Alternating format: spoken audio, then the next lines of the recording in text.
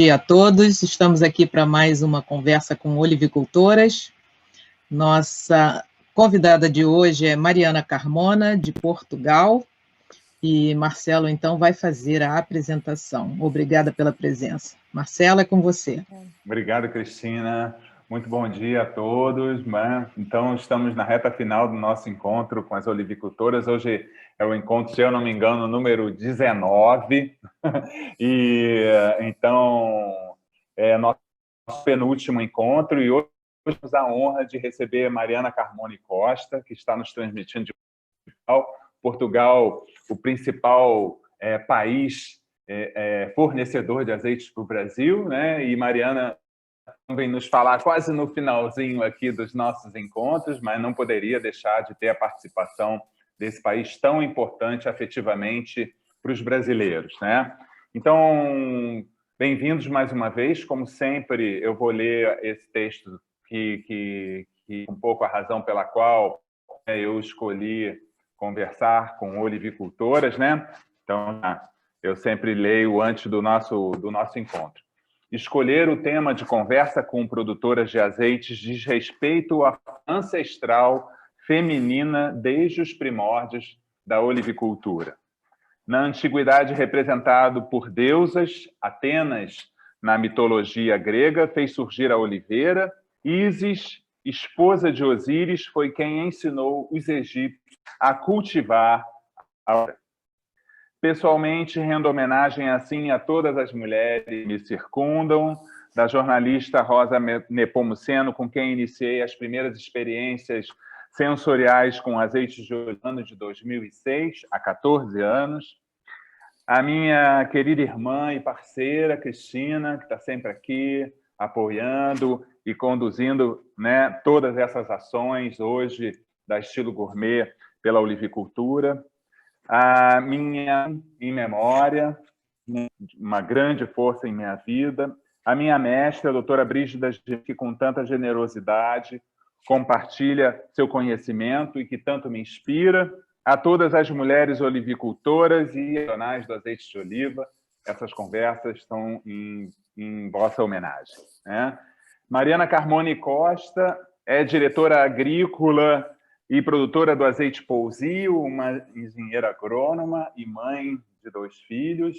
Ela vai, então, contar um pouco essa história, né? Ela está transmitindo sua propriedade no Alentejo, em plena colheita. Nós temos algumas fotos aqui, vídeos já feitos.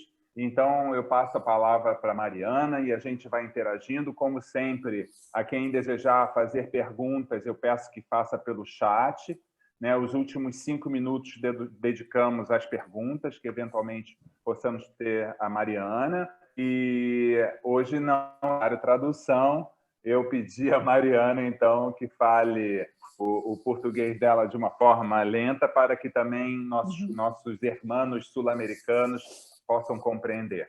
Mariana, é com você. Obrigado, Marcelo. Antes de mais, é uma honra ter sido convidada e para se representar aqui a força feminina na agricultura, especialmente no olival, que é sempre muito bem-vinda. Aqui, então, no Alentejo era um mundo muito de homens, cada vez mais agora se vê mais mulheres na agricultura, mas era um mundo muito de homens. Antes de mais, para além de eu ser diretora agrícola, a herdade da Casa Agrícola são 2 herdades, a herdade de Monte da Ribeira e a herdade do Farrobo. As 2 juntas fazem uma propriedade de mais ou menos 1.100 hectares, em que 700 são de Serra do Mendro, onde temos muito a zona do Azinho, da Cortiça, do medronho. Não sei se sabem o que é o medronho, é um fruto que depois faz um género de uma aguardente de medronho, muito tradicional, no Algarve e no Alentejo. Zonas lindas de paisagem. Depois temos nas zonas mais a sul da herdade, as zonas um bocadinho mais férteis, mais planas. Temos a parte mais agrícola, onde temos vinha e olival. Olival, uma cultura já muito enraizada nesta zona da vidigueira, temos muito olival, oliveiras centenárias e oliveiras milenares, em que depois houve também um bocadinho uma aposta nesta cultura e depois mais tarde fomos pôr intensivo e super intensivo, que é o que temos hoje em dia, tudo regado, as que são de rega, porque o tradicional é todo de sequeiro, com água própria, de construção de 3 barragens, porque o grande lago do Alqueva, que abastece a maior parte dos olivais aqui da zona, ainda não chegou até nós, talvez em 2023, e aí podemos expandir um pouco mais a nossa área de regadio e plantar mais olival.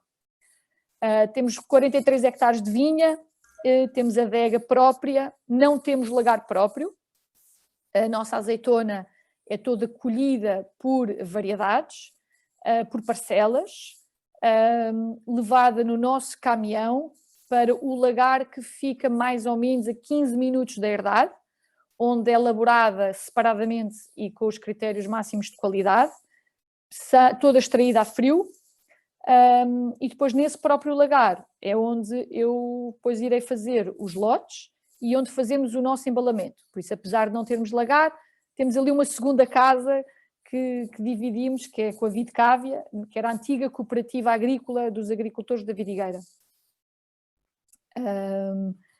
Esta empresa foi fundada pelo meu tio-avô, Vítor Carmona e Costa e Graça Carmona e Costa, que não têm filhos.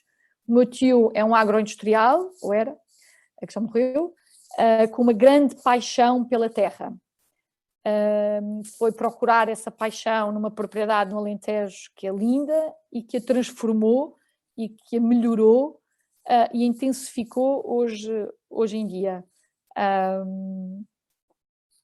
Mais coisas, eu vou para a herdade desde os meus 8 anos, a herdade foi comprada em 1986, tinha 8 anos, neste momento 42, por isso acompanhei sempre todas as plantações e as melhorias que foram feitas na propriedade, um bocadinho, se calhar, com esta paixão de acompanhar e que ficava mesmo com o meu tio, passar fins de semana e semanas e férias com os meus tios-avós, porque adorava, fez com que eu ingressasse na licenciatura de Engenharia Agronómica em Évora, onde me especializei em vinha e que depois, mais tarde, fui fazer a pós-graduação em olivicultura, azeite e azeitona de mesa com o professor Gouveia, em Lisboa, no ISA, em 2003, e depois, entretanto, como disse, já tinha dito ao Marcelo, fui mãe pelo meio, passei aqui uns anos ainda um bocadinho na cidade a cuidar das crianças, e em 2011, após a morte do meu tio,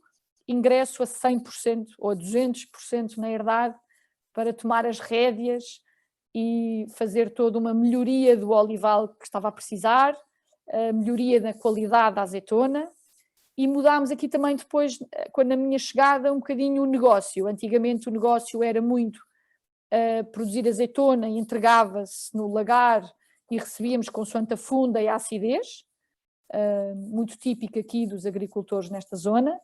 Mais tarde, com o melhoramento todo que foi feito, e em termos sanitários, em termos de preocupação toda pela azeitona, que é preciso ser muito acarinhada para termos um bom sumo de azeitona, e quando isso já estava presente, passei a transformar a azeitona em azeite, através deste lagar, ou seja, pagamos uma maquia pela essa transformação, um valor por quilo, e o azeite passa a ser nosso, e depois, em 2013, sai a primeira brincadeira de azeite embalado.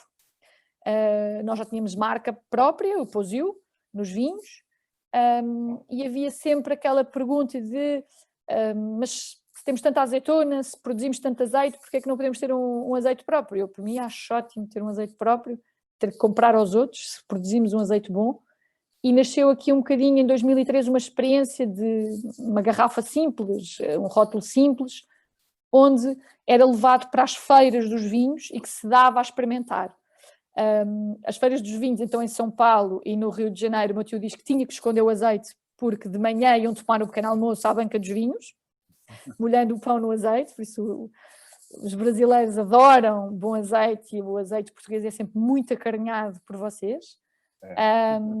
E depois, em 2015, começa então, começamos a perceber que realmente temos potencial na qualidade então sim, para irmos à séria para o mercado, vamos investir no packaging das embalagens e tudo mais. Então em 2016 sai o lote Posil e Posil Premium, com as embalagens que hoje em dia comercializamos.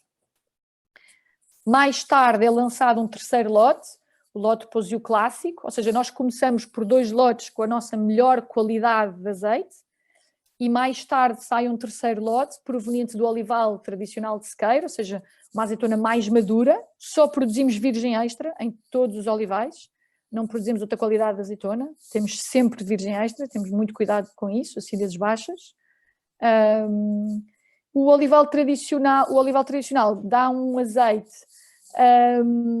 muito característico e muito acarinhado pelos portugueses a partir de uma certa idade, ou seja, aquele português que tem aqui uma tradição em que se lembra que o avô trazia o azeite do lagar e que não está ainda muito habituado e estranha os azeites mais intensos, mais frutados. Então vem aqui buscar um bocadinho de azeite mais maduro. Mariana, eu aproveito para te fazer uma pergunta. Sim. Porque para nós brasileiros, né, para os brasileiros de uma forma geral, é curioso você contar que então foi em 2013 que você começou a fazer esse azeite próprio e engarrafado, né? Eu como profissional especialista aqui no Brasil e educador, que na verdade eu sou um formador, eu não comercializo, eu não produzo, um consultor, formador, informo sobre essa grande transformação que existe, que está ainda, mas que iniciou com as novas tecnologias e novas pesquisas no começo do século XXI, já foi no final do século XX. Né? Você nos conta que a Herdade foi comprada em 1986.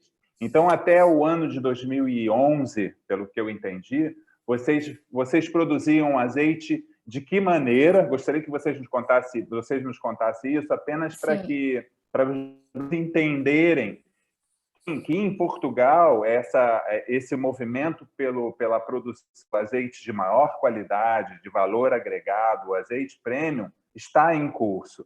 E que nós, agora no Brasil, estamos também aprendendo a valorizar esse produto e a usar esse produto, que é um produto totalmente diferente daquele azeite, né, que conhecíamos. Por isso que eu aproveitei esse momento em que você diz, eles estranham essa característica do azeite novo. Fala um pouco para a gente sobre isso. Ou seja, quando eu digo eles estranham os azeites mais intensos e mais frutados, estamos a falar aqui de um nicho de pessoas de uma certa idade, estamos a falar se calhar de 60 para cima, sim, que iam buscar os azeites aos lagares e se lembravam daquele sabor. O professor Gouveia costuma dizer, quando se disserem que se lembram daquele sabor a azeite, era tulha. Era aquele azeite mau, pronto, cheio de acidez. Fermentado, né?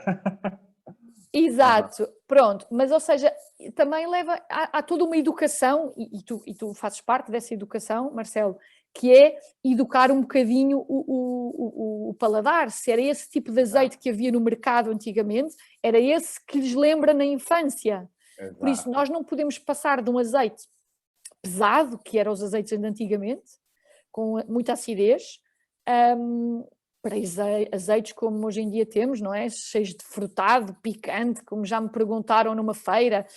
Põe picante no azeite? Não, no azeite é sumo de azeitona. Depois temos variedades que conferem algumas características diferentes. As notas de tomate, de erva acabada de cortar, ou este picante que é dado pela picoal que nós temos, nós não se adiciona nada ao azeite. O azeite é como se fosse o seu sumo de laranja, não é? Para ter um bom sumo de laranja precisa de umas boas laranjas. Para fazer um bom azeite precisa de umas boas azeitonas. Não se adiciona. Muito bom. Acarinhamos a azeitona até ao lagar para ela depois poder dar um bom sumo, não é? Esse suco maravilhoso, esse ouro. Por isso estas pessoas mais de idade que estavam habituadas a outro tipo de azeite, aquilo que eu noto nos nossos 3 lotes em prova, normalmente identificam-se mais com o azeite virgem extra maduro, ou seja, um azeite não tão amargo, não tão frutado, um azeite um bocadinho mais doce, que vai buscar ali a galega, que é típica da nossa zona e que nós temos. E também temos uma variedade autóctone parecida com a galega, chamada bico de corvo, também é assim uma azeitona muito pequenina e longitudinal, tipo assim muito redondinha. E também nos olivais tradicionais de sequeiro temos uma variedade que é típica da margem esquerda do Guadiana, chamada verdial, que é uma azeitona que dá um azeite muito amargo e que ela, mesmo no final de maturação, nunca muda de cor, fica sempre verde. É uma azeitona que fica sempre verde. Pronto, são assim as 3 variedades típicas ali da nossa propriedade e que faz parte das variedades autóctones da zona. Depois, por isso temos os posios e os posios premiums. Este é o posio premium, ele chega dentro de um tubo preto, todas as nossas garrafas são escurecidas,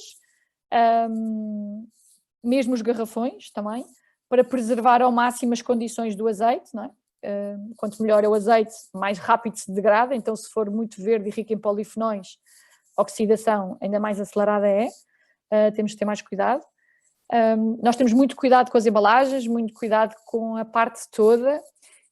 Uma máxima que tinha quando comecei a comercializar o azeite, porque nós não somos um esporão da vida, não é? Não somos tão grandes, não tão conhecidos como a Ana Carrilho, por isso aquilo que eu dizia era, eu quero que chegue ao consumidor português um azeite a um preço justo e que ele possa conseguir comprar um azeite de boa qualidade e com uma imagem apelativa, como temos os azeites muito italianos, que vinham aqui parar, e os gregos, com imagens ótimas, não é? Muito apelativos ao olho, chamativos, a pedir a compra e a saída da prateleira. Pronto, foi sempre muito esta. E eu costumava dizer que depois a terceira surpresa era quando experimentasse o azeite era bom. Ou seja, porque se não somos conhecidos, temos que fazer com que nos tirem da prateleira, não é? Por isso os olhos também comem. Por isso eu acho que apostámos sempre numa imagem muito apelativa, a um preço justo no mercado, para que nos tirem da prateleira e que depois que a surpresa seja, puxa, o azeite também é bom. O sabor, muito bom. E então, nos anos 80, quando a família comprou a herdade, né? Até então, o de 2010 Sim. e 11, como esse azeite era produzido? Conta pra gente, só para eu reiterar um pouco 2013, Marcelo, até 2013, o negócio, até 2013, e um bocadinho mais para a frente talvez, mas em 2013 o negócio da azeitona era azeitona, não era azeite, ou seja, é o que grande parte da zona, das pessoas daquela zona faziam, que é, eles têm as suas oliveiras, apanham as suas azeitonas e vão entregar ao lagar à cooperativa e depois recebem em dinheiro consoante a funda, o rendimento que ela dá e a acidez que ela tem. Tinha tipo uma tabela. Certo? Pronto. E esse era o teu negócio. Tu colhias a azeitona, entregavas a azeitona ao lagar, consoante o rendimento que ela dava e a qualidade, dava X em troca de dinheiro. Ao agricultor. Exatamente. Que ainda nos pequenos agricultores da nossa zona funciona assim. Certo. E esse era vendido a granel, era envasado, tinha uma marca? E depois esse era vendido a granel e a cooperativa também tinha marca própria, e ainda tem, em que usava os nossos, acabavam por ser, quando eu começo a perceber que os nossos azeites, eles quase que tinham sede de receber a nossa azeitona, porque a nossa azeitona ia desvalorizar os lotes deles, não é? Por isso, quando eu começo a fazer esta melhoria das árvores, fitossanitariamente, as árvores estavam com algumas doenças. Aqui temos algumas zonas úmidas onde se nota o olho de pavão, tínhamos muita desfoliação quando eu cheguei, tínhamos muita falta de podas, mesmo em termos nutricionais as árvores estavam muito pouco aproveitadas. Por isso, a área, quando eu cheguei, para teres uma noção, são os 210 hectares, em tradicional, intensivo e super intensivo, e quando eu cheguei em 2011, andávamos numa ordem menos das 600 toneladas ao ano. Hoje em dia eu não apanho menos de 900 toneladas com as mesmas áreas. Tudo apenas com algumas mudanças de campo, com gestão, com nutrição, com podas regulares, se calhar não tão abruptas como eles estavam habituados aqui a fazer. Aqui costumamos dizer que às vezes eles, quando vão podar as oliveiras, têm uma mão virada para o sobreiro e depois as árvores ficam assim. Temos de ter imenso cuidado.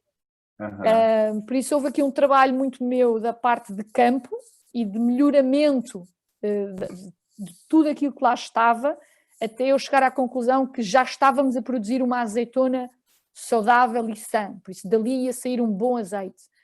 Quando eu chego a essa parte, que leva tempo, as árvores levam um bocadinho de tempo a reagirem a todos os tratamentos, e não podemos fazer podas abruptas logo todo o ano, senão ficávamos sem quantidade, não é? Sem produzir quilos.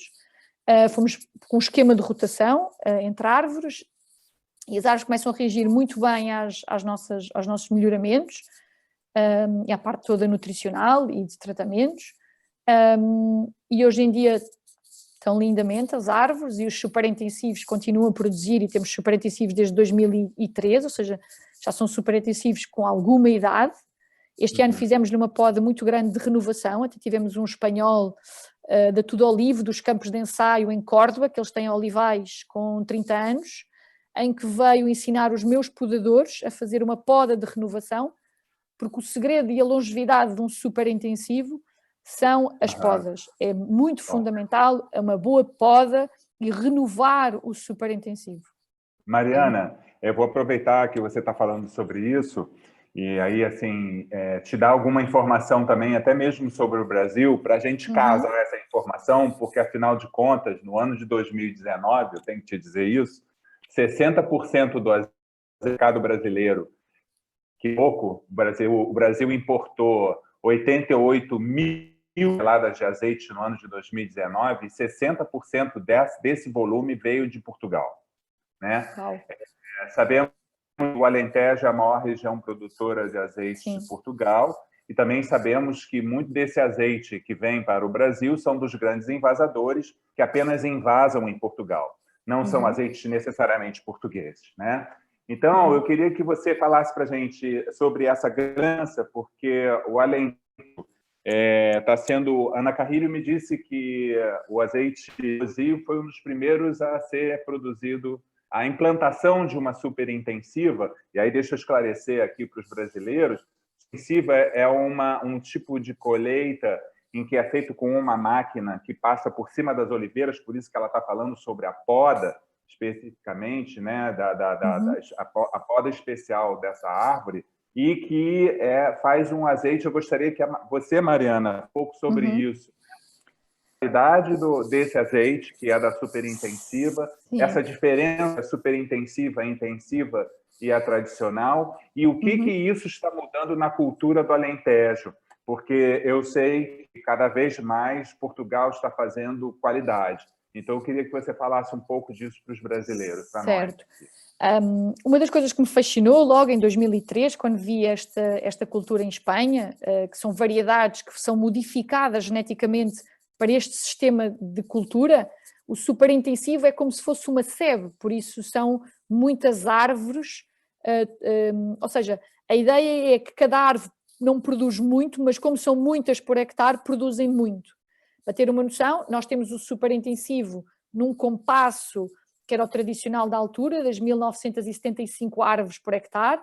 Hoje em dia já há compassos diferentes, consoante os tipos de solo, já está mais estudos sobre esta versão. A arbequina foi uma das primeiras variedades mais adaptadas a este sistema. Hoje em dia já temos muitas outras número de variedades. Temos mesmo variedades clonadas entre duas, em que vai buscar a característica do azeite da Koroneiki, com depois, se calhar, a quantidade da arbequina ou a resistência da arbusana, por aí fora. Há um mundo. Estou um bocadinho desatualizada porque, como não tenho água e não posso pôr mais, por enquanto, tenho andado a acompanhar. Também vi recentemente os superintensivos com opção de sequeiro, que também são interessantes.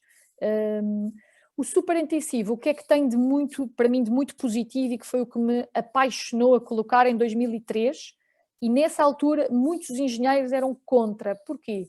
Porque eles achavam que era um sistema de árvore que não ia ficar para os netos. Enquanto nós estamos habituados a ver o olival centenário, milenar, é uma árvore como o sobreiro, é uma árvore que se planta para gerações. Eles achavam que o superintensivo era uma questão de investimento e números, ou seja, nós vamos pôr esta cultura neste sistema para produzir muito, para daqui a uns anos arrancarmos as árvores. E aquilo que temos vindo a confirmar é que ao fim de 30 anos, com determinados número de cuidados, as árvores continuam a produzir. Por isso não é, vai passando também, se calhar, vai conseguir chegarmos a passar em geração. Estamos cá para ver, não é? E já vão alguns aninhos. Uma das coisas fantásticas deste sistema é a colheita. A máquina entra dentro do olival, por isso a azeitona nunca toca no chão. E todos os superintensivos é dificílimo não tirar dali um virgem extra com muito baixa acidez, ou seja, a colheita é muito rápida, apanha-se muita quantidade num dia, automaticamente vai para o lagar, é elaborado, a azeitona nunca toca no chão e são variedades com muito poucas doenças, ou seja, comparativamente com os olivais tradicionais, especialmente a nossa galega, por exemplo, temos de ter muito cuidado com a gafa. Em 3 dias podes entrar a gafa, está no solo e com as condições certas, e termos a nossa azeitona toda gafada e passarmos em 3 dias de uma acidez de 0,2 para 0,8. Por isso são variedades complicadas, muito mais complicadas de trabalhar, muito difíceis de cair. A colheita obriga, para terem uma noção, o superintensivo aluga-se a máquina, está o tratorista na máquina e no outro ponto tem um outro motorista que está com o reboque. São 2 pessoas. Neste momento eu estou a apanhar azeitona nos intensivos, como também apanho nos tradicionais, e temos o tratorista que está na máquina com o vibrador, temos o rapaz que está com a Moto 4 a esticar panos e a recolher panos, 2 homens que têm que ajudar com a vara, porque senão a azeitona não cai, especialmente este ano, mulheres a tirar a rama dos panos, para a azeitona ir o mais limpa possível, e outro homem a recolher os panos, a pôr no reboque, e depois tenho o meu braço direito que ainda pega no caminhão e ainda leva ao lagar. Estamos a falar de uma logística de 10 pessoas. Quando uma máquina avaria, são 10 pessoas que estão ali, de repente paradas, no campo. Por isso é toda uma logística, ou seja, o preço que se consegue tirar nos superintensivos, no meu caso, por exemplo, posso-vos dizer que é o que sustenta os tradicionais. Perfeitamente. Ou seja, numa forma global, a herdade entre os superintensivos, intensivos e os tradicionais, o carinho que eu dou e aquilo que eu dou aos tradicionais, que depois estamos a falar numa média de produtividades de 1,5 toneladas a 3 toneladas por hectare, estamos a rondar as 60 a 100 árvores por hectare, num tradicional de sequeiro, em que temos uma safra e uma contra-safra muito acentuada, enquanto que os superintensivos mantêm umas produções muito mais constantes. Por isso, o superintensivo é um descanso em termos de... tem um investimento muito maior, convém ter a rega, não é? Para produzir em maior quantidade. As nossas terras não são especialmente férteis, nós temos solos franco-arenosos, temos sempre com muito pouco dedicação, temos muito boa qualidade, ou seja, temos um terroir fantástico ali, mas não são terras onde vamos esperar enormes produções. Mas, para terem uma noção, olivais superintensivos naquela zona de Beja, terras boas e recentes, são olivais a produzir mais de 16 toneladas por hectare. Mariana, você nesse momento... Eu posso partilhar algumas fotos? Pode, aqui claro. Agora? Então eu vou partilhar algumas fotos e aí você pode falar... Eu vou falando. Tá, enquanto a gente vai mostrando as fotos, mas eu queria te perguntar, você falou agora uma coisa que me deixou um pouco impressionado, que foi antes do evento começar, acho que você ainda está fazendo a colheita intensiva, né? É super intensiva, correto? Neste momento a super intensiva já apanhei, para ver, tenho aqui uma amostra da arbequina, de umas das arbequinas que já produzimos, já está. Isto é uma galega, é uma fotografia da variedade galega. Tradicional. Aqui na tela. Aí a pergunta que eu ia te fazer é porque você nos disse que a temperatura da colheita, daqui a pouco, acho que essa semana estava de 4 graus. Muito alta. está muito alta. Como é que tem sido isso? O que você acha que isso influencia? De que forma isso pode influenciar na produção? E o que, Então, o que você encontra como solução para esse tipo de na evento produção, ou seja, a temperatura alta na produção já não influencia nos quilos, porque isso influencia mais, por exemplo, a fase ali a seguir ao vingamento. Para ter uma noção, este ano é um ano de menos produção em Portugal, porque foi um ano em que choveu até mais tarde e a flor acabou por colar um bocadinho e não houve tão bom vingamento. Aqui estão a tirar o excesso de folhas para a azeitona ir mais limpa, depois destes panos vão para um reboque, do reboque para o caminhão. Essa é uma semi-intensiva. Aqui estávamos no intensivo, sim. Era capaz de ter sido no intensivo, sim. Ou pode ter sido nas galegas, que também andámos aqui há recentemente, só depois vendo. É capaz, eu acho que aqui é galega, esta é galega. Nós tivemos, ou seja, nós temos olival tradicional, mais ou menos de 100 hectares, e temos galega, bico de corvo e verdeal. A verdeal apanha-se no fim da colheita, a galega, para os nossos lotes, nós usamos no início da colheita. Por isso, nós apanhamos, aqui temos uma junção entre vinha e olival tradicional de sequeiro e algum intensivo ali pelo meio, e lá ao fundo aquelas casinhas é a aldeia de Marmelar. Aqui eu não vejo nenhuma fileira de super intensiva. Não, aqui não vê. Não, aqui não vê. Ele tá aqui um bocadinho mais para o lado esquerdo. E não chega a apanhar ali do lado direito, também há um bocadinho, que ele tem duas propriedades.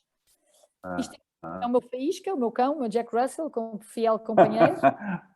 Fiel companheiro, gosta de acompanhar a colheita também. Aqui estamos a ver um vibrador de tronco rebocável a colhermos cobrançosa, que é uma variedade muito típica aqui do Alentejo, muito apreciada. Pelo menos as suas conterrâneas adoraram a cobrançosa que eu estou a apanhar. Elas ficaram fascinadas, porque é assim uma variedade potente, que tem aquele amargo característico, não é? Aquela erva. E os italianos também gostam muito desta variedade. Houve uns anos em que Itália, quando começou a aparecer o problema da xilela, eles vinham muito ao Alentejo buscar e comprar a nossa cobrançosa. Pagavam-na muito bem, porque depois ia-lhes fazer um melhoramento nos azeites deles, que lhes faltava, porque dão azeites intensos, não é? E frutados. E pagavam-na muito bem. Aqui, só uma palavra aqui para os brasileiros, né, Mariana, porque a galega é uma azeitona que, bom, na verdade, quando eu saio, você sabe que eu estudo na Andaluzia, eu permaneço algumas temporadas ali, e anualmente, já há 6 anos, eu saio da Andaluzia e vou de carro até o Alentejo, que são poucos quilômetros, e permaneço uma temporada ali, então, no que eu chamo das doces terras do Alentejo. E ali a Ana Carrilho sempre, então, me apresenta aqueles azeites que estão sendo extraídos, e eu chamo de doces terras, porque quando eu saio dos azeites verdes espanhóis, que são a variedade picual, borriblanca, né? Então, assim, que tem uma intensidade e uma astringência muito grande, principalmente no momento em que é colhido verde, e venho para provar a galega e a corvil, é totalmente distinto, né? São azeitonas adocicadas, ainda que seja da colheita verde, são azeitonas que têm uma complexidade muito distinta, né? Então... Completamente, sim. Especialmente a galega. É muito interessante isso. E galega... até a cobrançosa do Alentejo é diferente da cobrançosa de Trás-os-Montes, né? Claro, ela não tem tanta intensidade, né? Então, apenas falando das variedades portuguesas para os brasileiros, porque a maior parte, quase que 99% dos azeites portugueses que chegam ao Brasil, não chegam com descrição de variedade, são dos grandes envasadores, né? As duas maiores marcas de azeites do mundo, quero dizer, de Portugal, elas dominam sozinhas 50% do mercado português.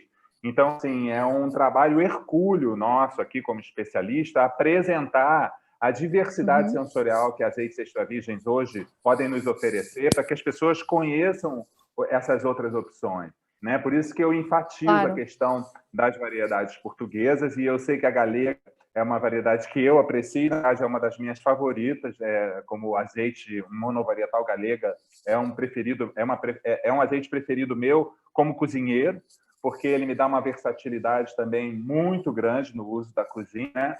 E eu acho que ele confere uma complexidade e, ao mesmo tempo, delicadeza no azeite, né? Então, só para falar isso para nós, os brasileiros aqui. Sim, ou seja, nós aqui acabamos por ter a nossa galega, que realmente, devido à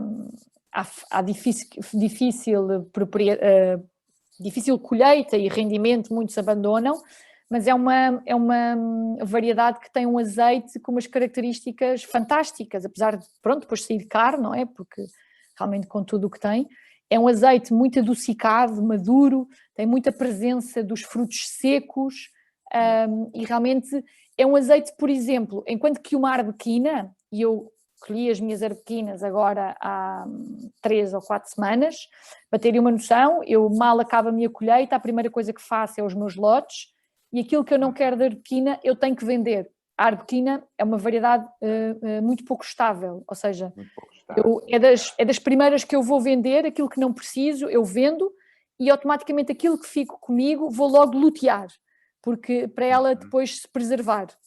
A arbequina é muito instável. É uma variedade ali muito planinha, muito fácil para os mercados que estão a começar, os nórdicos, apesar de eu gostar muito de arbequinas, e arbequinas então com aquelas notas de tomate e de erva acabada de cortar, adoro.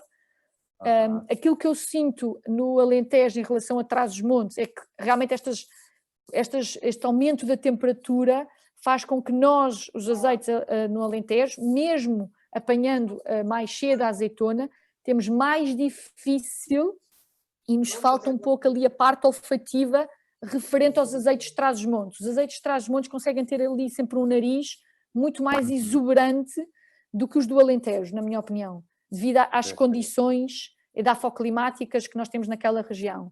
Pronto. A galega dá um azeite super estável. Eu posso ter a galega num depósito 1 ano e eu sei que ela não se vai estragar, porque ali ela está muito estável. E é muito boa para lutear, por isso, com variedades então que são mais instáveis. E depois confere todo este doce, estes frutos secos que são muito característicos e que são só nossos. A Ana Carrilho, uma das coisas que adora que adora a minha galega, porque a minha galega é de sequeiro mesmo, e ela já tem galegas de regadio, e realmente a galega de sequeiro, claro que dá menos, não é? Mas tem sempre ainda um bocadinho mais de flavor adicionado à galega normal. A cobrançosa. Mariana, deixa eu só traduzir um pouco para os brasileiros. Claro. Então, a galega de sequeiro, quando ela fala sobre galega de sequeiro, ela está falando sobre oliveiras que não são irrigadas. Quando fala de regadio, é porque nós aqui no Brasil não falamos sequeiro nem regadio. Então, porque é tudo rega? É tudo regado? Não. Temos plantações que não são de irrigação. Não sei de nenhum termo agronômico específico no português do Brasil para falar sobre isso, mas quando a gente fala sobre plantações irrigadas, é a irrigação. Não falamos regadio aqui. Os brasileiros não conhecem esse termo. Por isso que eu fiz essa observação. Pronto. Sobre a cobrançosa... as nossas galegas são centenárias, ou seja, são árvores já muito antigas, em que uma das coisas que o meu tio fez foi, nas que tinham mais do que um pé, escolheu optou e transformou-as para poderem ser mecanizadas, mas são centenárias. E temos árvores milenares. Aqui são nas cobrançosas. A nossa maior área de intensivo com água, lá está, regada, é a cobrançosa. Temos apontamentos de cordovil e de picoal, mas ali os nossos mais ou menos 70, 80 hectares é mais de cobrançosa. Por isso, a nossa base dos nossos lotes, dos Posil e Posil Premium, que são os melhores, a base é cobrançosa com cordovil e arbequina. E depois difere. O Posil tem um apontamento de galega apanhada cedo, mais verde, e o Posil Premium tem um apontamento de picoal. E, Mariana, uma curiosidade, né? Que você fala assim, você fala sobre, então, vai fazendo e logo você vai fazer Quem faz esses lotes na Pousio? É você? Sou eu. Sou eu Você. com o mestre de lagar, o Filipe, que também é um grande provador, e que está muito a par, e é ele que o produz, não é? É ele que o faz lá no lagar, é pela mão dele. E eu tenho muito na minha mente aquilo que eu quero de lote, não é? E depois, com a ajuda dele, vamos ali, pronto, como se faz, não é? Vamos testando, vamos escolhendo dentro das nossas variedades que nós temos da nossa receita dos lotes, que já chegámos a ela. Todos os anos as proporções mudam, não é? Se a cobrançosa está mais arraçada, pode ser menos porcentagem, se está menos, se calhar vai mais, consoante a arbequina está mais arraçada ou mais apagada, consoante os anos, não é? Com aquilo que temos, depois vamos nos ajustando para aquele que é o perfil isto é lá na Vide Cávia, no lagar. Isto são as arbequinas aqui. Aqui são as arbequinas, lavadas. Eram as arbequinas a ser lavadas. Normalmente, para ter uma noção, nós temos 24 hectares de arbequina e em 5 dias a colheita está, não é? E depois os outros mais ou menos 200 ou 180 levam 2 meses a 2 meses e meio. Nossa, quando é que então você prevê terminar a sua colheita? Eu normalmente em dezembro? Dezembro. Como comecei mais cedo este ano, mais ou menos 2 a 3 semanas mais cedo, eu penso que talvez vá passar o ano novo já sem azeitona. Mas muitas vezes passo, isto é no lagar, não é? Quando o caminhão descarrega para o tegão ali, para a zona de recepção da azeitona, em que depois esta azeitona vai ser levada, não é? Vai ser lavada e limpa. Por isso esta é ela antes de ser lavada e limpa. Quantos litros de azeite as herdades produzem anualmente, em média? Sim, nós produzimos mais ou menos, em termos de quilos, andamos entre as 900 e as 1000 toneladas por hectare. Em termos de azeite, andamos entre as 120 e 150 toneladas de azeite por ano. Bastante. Sim. Antes do Covid já estávamos a conseguir embalar quase 50% do que produzimos. A parte do azeite Pousio clássico, que é o dos azeites mais maduros, mesmo virgem extra, tínhamos um mercado muito bom de hotelaria, ou seja, vendemos diretamente a muitas cadeias de hotéis e de restauração para cozinharem com o azeite virgem extra. E depois o Pousio e o Pousio Premium vão também muito para exportação e mercado nacional. Isto é uns freixos, isto é umas árvores centenárias com os freixos lá atrás lindos. Esta altura do outono é lindo. Muito bonito. Isso foi foto tirada recentemente? Foi. Um dos hobbies é fotografia, por isso são fotografias todas tiradas por mim e editadas por mim. Nós temos aqui a máquina do super intensivo, quando falava sobre aquela máquina, não é? Que colhe o super intensivo. Isto é toda uma máquina que entra dentro da árvore, tem dois recipientes e é ele a descarregar. Por isso, veja a rapidez com que pode ser esta colheita, não é? Exato. E a você falou sobre... Vou então fazer uma pergunta, que a gente tem minutinhos ainda. Você falou sobre, então, um azeite destinado ao food service, à hotelaria, a hotéis e restaurantes, né? Eu vou te dar algumas informações sobre o Brasil, Mariana. O Brasil, porque a questão relacionada à memória sensorial aqui também existe. Então, pessoas da minha idade, que já estou quase chegando aos 60 anos, também assim, mas não é o azeite da minha infância. Bom, aí eu sempre aqui no Brasil recordo uma coisa, porque até o ano de 95, o Brasil conhecia azeites extra virgens, porque tínhamos muitos limites de importação, né? Então, como uma nova política do governo, as fronteiras foram abertas. Então, desde 95, principalmente a partir do ano 2000, novos azeites começaram a chegar no mercado, e principalmente extra virgens. O primeiro extra virgem, um azeite italiano que entrou em 95, e depois vieram vários.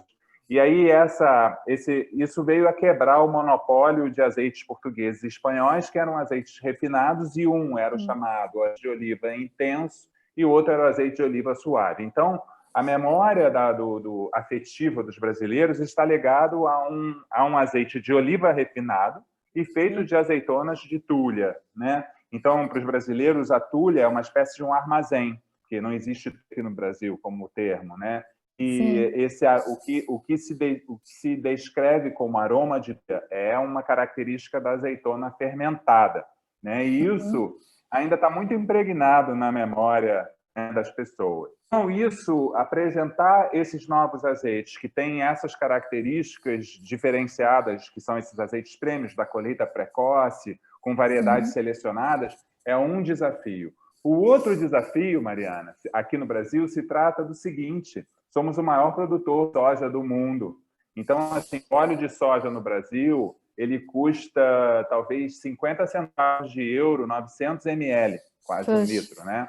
Então, assim, aqui a indústria do óleo de refino, né, de sementes, de óleos de semente, ela criou um mito na academia, né? Eu sei que não foi só no Brasil, América do Sul e até mesmo nos Estados Unidos, de que o azeite, tanto o azeite de oliva como o azeite de extra virgem, ele não pode ser aquecido, né? Ele não pode ser usado no método de cocção, que ao se aquecer, o ponto de fumaça, chama inclusive ponto de fumaça como fosse ponto de depreciação, e diz que ele vai se estragar. Então, quebrar esse mito aqui é uma das minhas missões também, né? Além de apresentar... Cá também tem.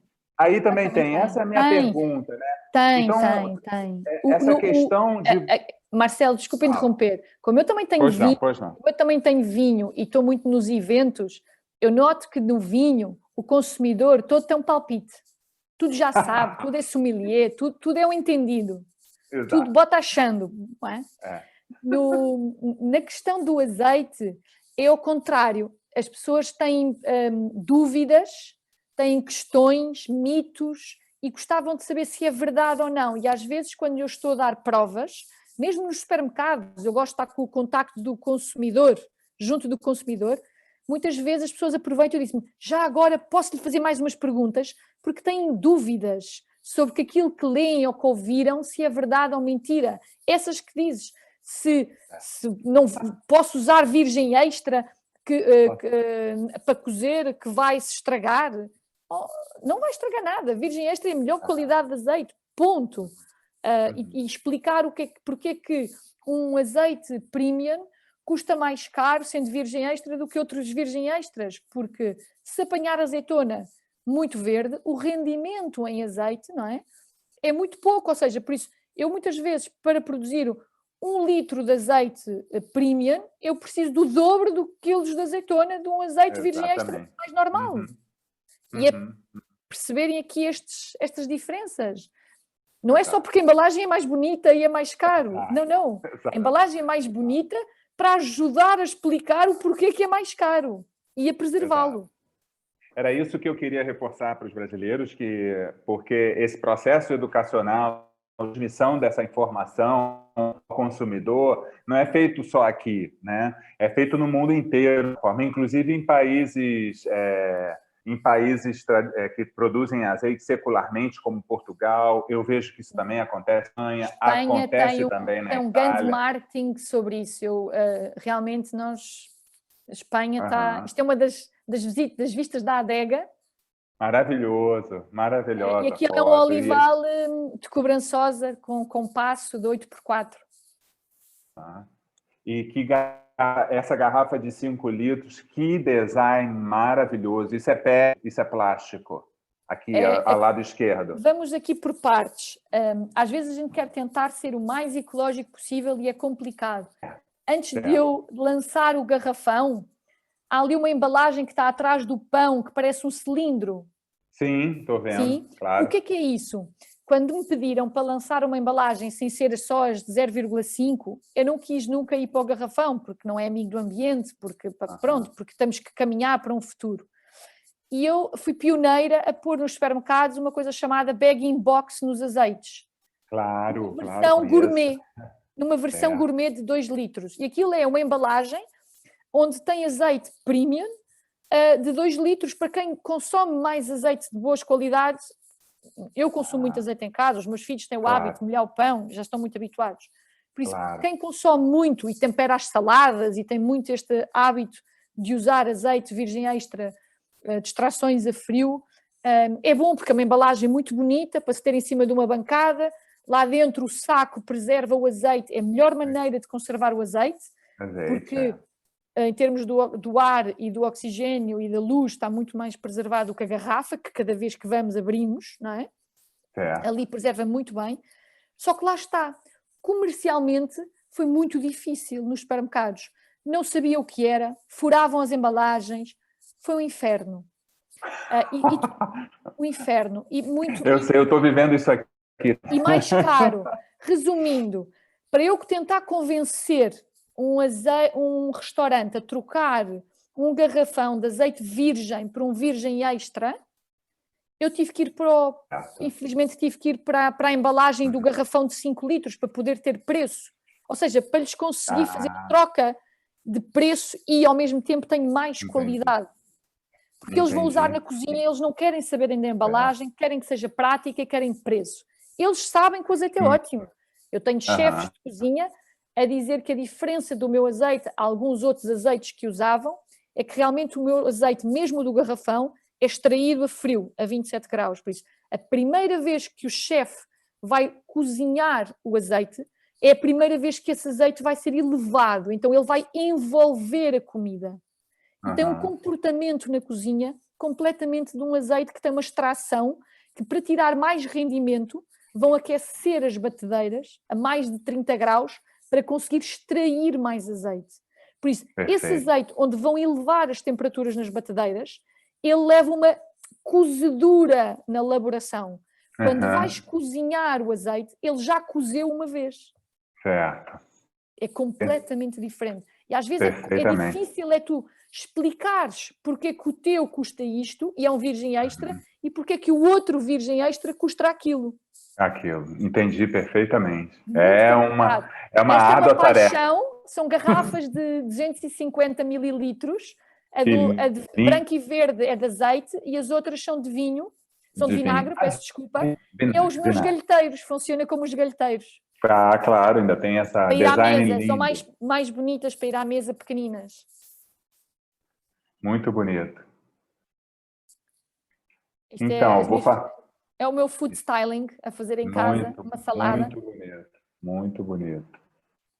E eu acho que, Cristina, vamos passar o filme, Mariana, vamos passar o vídeo, tem 1 minuto e meio. Sim. A gente abre para as perguntas que estão aqui no chat, algumas. O filme foi filmado em dezembro do ano passado, por isso nos olivais tradicionais de sequeiro.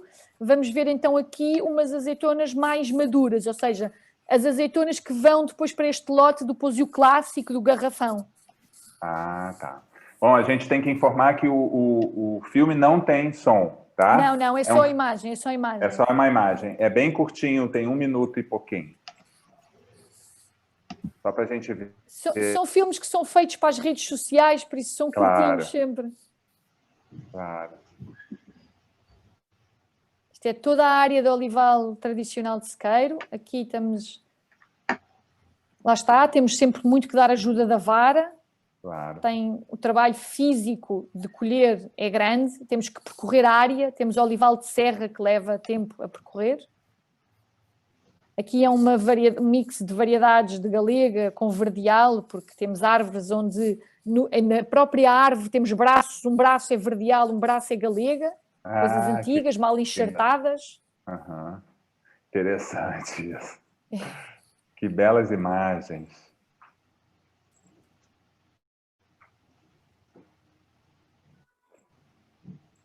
Este é o meu braço direito, é o Sr. Dias, tem mais de 30 anos de casa.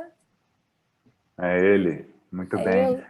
Mariana, eu vou falar um último aqui, vou pedir para a Cris, vou para a Cristina, então, nos ler alguma pergunta, eventualmente, que tenha aí. Eu já presenciei e já filmei algumas colheitas na Andaluzia, aonde eles vareiam com muita força, muita força. E eu já fui no Alentejo acompanhar uma colheita que também é tradicional, até mesmo com o tronco vibrador, mas eles vareiam como se fosse no sentido do gás, existe algum método? Porque, assim, até mesmo um espanhol que eu conheço que é contra esse vareio das oliveiras, dizem assim, vá a Portugal e tu vais ver como se deve variar a oliveira. Eles acariciam a árvore. Você fala alguma coisa a respeito disso? Eu também não sou a favor ou seja, quando tu tens que varejar, acabas sempre, por melhor cuidado que tenhas, tirar algum rebento que é a produção do ano seguinte, não é? Agora, a azeitona é muito difícil, há variedade, por exemplo, a verdeal e galega, se apanhada cedo, se não deres um toque de vara, ela não cai, e mais, se calhar, imagina, um terço fica na árvore. E também não podes estar muitas vezes a vibrar o tronco também exaustivamente. Por isso, há aqui uma combinação, tudo o que é perfeito é sempre difícil, não é? Por isso, o perfeito era não varejar, não dar vara. Esse era o ideal. Tendo que a usar, há métodos em que eles dão alguns toques de baixo para cima, onde aproveitam o momento em que o vibrador está a vibrar e aproveitam o tronco que está a vibrar, não é? E encostam a vara, e ao encostar, a vara ao tocar na azeitona, ela cai. Quando vês eles a fazerem assim, normalmente é para conseguirem chegar às varas mais altas, porque a vibração não chega. Pronto. Aqui o que é que interessa? É uma poda cuidada. Quanto mais bem podadas estiverem as árvores e não estiverem tão altas e com tantos rebentos no meio, onde a vibração, elas têm uma certa flexibilidade e depois andam para a frente e para trás e não caem, tudo isto ajuda a maximizar o tempo que te vai estar em colheita. Por isso, a poda é de todo um momento, para mim, dos mais importantes na olivicultura. Perfeitamente. Muito obrigado, muito obrigado. A gente está chegando ao fim. Cristina, você quer ler alguma pergunta para a Mariana? Sim. Logo no início, o Rodrigo perguntou qual a área plantada que vocês têm de olivais, Mariana? Sim. Então, nós temos cerca de 212 hectares de olival, em que ele, mais ou menos 24 no DCEB, super intensivo, arbequina, aquele fácil de colheita. Depois temos de intensivo de cobrançosa, cordovil e um bocadinho de picual, com água, rega. Temos mais ou menos cerca de 90 e poucos hectares. E depois o olival tradicional de sequeiro, as zonas que nós apanhamos, porque há sempre como temos serra, temos mais olival, mas não é um olival tão ordenado, ou seja, as parcelas mais ordenadas e que nós realmente apanhamos, com cerca de 90 hectares, por aí. Ótimo. Perfeito. Área dura. E temos um olival de rega que está em serra, ou seja, com pendente, em que o vibrador é posto num trator de rastos. Não sei se sabem o que é. Aqueles lagartas, aqueles tratores que têm lagartas, tipo florestais, devido à inclinação. Para poder subir, né? Quantas variedades de azeitona tem em Portugal? Você sabe? Não todas não, mas são muitas Mais ou menos. Por acaso não sei, não sou assim tão... Eu tenho uma informação de que são cerca de 160 variedades em Portugal. Portuguesas, né? Variedades portuguesas. Qual é o consumo de azeite em Portugal? Em números tem, Marcelo? Eu acho que não. Sabe, Mariana, quase eu tenho... 9. Exatamente. Eu tenho a informação de que são 9 litros ao ano per capita. Per capita. Ou seja, nós voltámos outra vez ao volume que tínhamos nos anos 60 em Portugal, porque nós já tínhamos tido este número. Depois houve um abandono e a troca do azeite, que era tradicional na cultura e na cozinha portuguesa, por óleos, não é? Mais baratos, o girassol e essas coisas. Depois veio um bocadinho aqui em termos de subsídios e de medidas económicas e políticas que fez com que houvesse um bocadinho do abandono do olival. E depois, nos anos 80, há um revivalismo outra vez, e hoje em dia já conseguimos voltar outra vez àquilo que éramos antigamente em consumo per capita. Mas com azeite de muito melhor qualidade, não é? Nada a ver. Essa é a diferença. E o seu endereço para visita? O meu endereço para visita, Herdade de Monte Ribeira, na zona de Aldeia de Marmelar, Vidigueira, fica entre Évora e Beja, e convido-vos a deixar o site. Podem visitar o nosso site, que é o www.pousio, POUSIO-HMR.pt. Qualquer coisa, Marcelo, não sei se posso dar o meu e-mail, é fácil, claro é que sim. Tá bom. Pode falar, eu disponibilizo. Mariana Carmona, @pousio-HMR.pt. E são todos muito bem-vindos. Tá ótimo. Coloquei aí no ótimo. chat para todos, tá? Adoramos receber visitas. Ainda agora tivemos 2 conterrâneas, não foi? Visitar-nos. Sim, Ana Beloto e a E depois foram connosco ao Lagar experimentar os nossos lotes do ano passado e já 3 variedades que já tenho em depósito, não é? Que já apanhei apanhada em verde. A melhor arbequina que eu guardo para os lotes é da herdade do Farrobo, que é esta, a arbequina. Também notas de tomate, ali fresco. E depois as vossas conterrâneas adoraram a nossa cobrançosa, que é assim arrasada, com aquele verde intenso, assim, muito bom. pujante. Muito bom.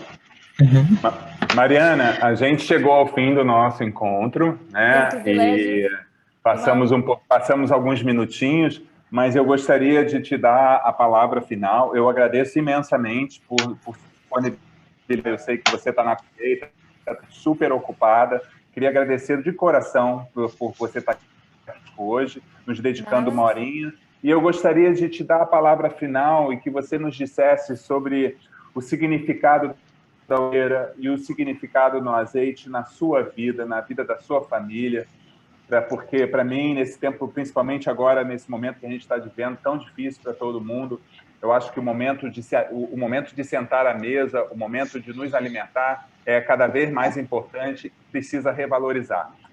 Para mim, o azeite, eu penso sempre nele como o elemento de resgate. Queria que você nos desse um pouquinho da sua impressão, Mariana. Boa. Eu venho de uma família em que, do meu lado, tanto materno como paterno, tem sempre uma ligação aqui à terra, e somos uma família muito galinha, no sentido de coesa, muito de união. Para terem uma noção, o mês de agosto, a minha tia-avó abre as portas da herdade e cada semana vai visitando várias famílias. O 15 de agosto junta-se a família Carmona, onde vêm primos de onde estiverem a viver, onde vivem fora, mas ninguém falha, e somos mais de 45 naquela semana, todos a conviver na herdade e à mesa e constantemente à volta de uma mesa. Eu desde pequenina que me habituei a estar à conversa com os adultos, as crianças à mesa, e na mesa sempre teve presente o azeite e o vinho. Sempre tivemos um lado que é meio algarvio, por isso sempre muita comida mediterrânica fez parte da nossa tradição. E há um carinho enorme pela terra, pela família e pelos hábitos dos tradicionais. Aquilo que eu digo e aquilo que eu tento passar é um bocadinho a mensagem que o meu tio-avô me ensinou. Nós pagamos acima da média aos agricultores, aos nossos trabalhadores que estão ali. Há muitos trabalhadores sazonais de outros países, paquistaneses, indianos, romenos. Nós tentamos, ao máximo, na nossa propriedade, ir buscar as famílias nas aldeias, os primos, e por isso temos, para terem uma noção, dos 12 trabalhadores que lá estão, todos têm mais de 20 anos de casa, por isso acho que diz qualquer coisa. E preservamos uma agricultura sustentável. Em princípio, estou a estudar para o ano, candidatar-me a passar os olivais tradicionais todos para biológico. Na vinha e na adega também já estamos em modo sustentável e estamos cada vez mais a caminhar também para uma preservação maior do ambiente, um maior cuidado com as embalagens, em termos de usarmos os cartões nas caixas dos azeites, todos provenientes de floresta sustentável. Por isso somos uma família muito unida, gostamos muito do que fazemos. E transmitimos isso aos nossos. Os meus filhos estão desde pequeninos habituados a ir para as vindimas, a ir pôr garrafas na linha de enchimento, a ir com o meu braço direito estender mangueiras na rega e andar de motoquatros sozinhos, e já guiam um carro com 16 anos, como eu fiz, no meio do campo, porque eu acho que isso é um privilégio e eu explico-lhes a eles que eles são os privilegiados de poderem ter este acesso nos dias de hoje. Muito bom, Mariana. Isso é verdade. Muito obrigado. Muito, muito obrigado. Mariana, só uma última pergunta. Se vende no Brasil o seu azeite? Vende. Eu acho que vende, se calhar não tanto como eu gostaria. Quem sabe as visitas que tivemos agora há pouco possam abrir um bocadinho mais de horizontes. Vende através dos canais da Doc Wine. Eu sei, por exemplo, que chega a Búzios, há uma mercearia que tem, o Pozio, e frequentemente, mais em São Paulo e Rio, devido aos distribuidores de vinhos que nos vendem, um deles é a Doc Wines, fazem chegar também o azeite, ainda pontualmente, não em escala. Certo. Perfeito, maravilha. Muito obrigada, Mariana. Muito obrigada mesmo. Obrigado eu.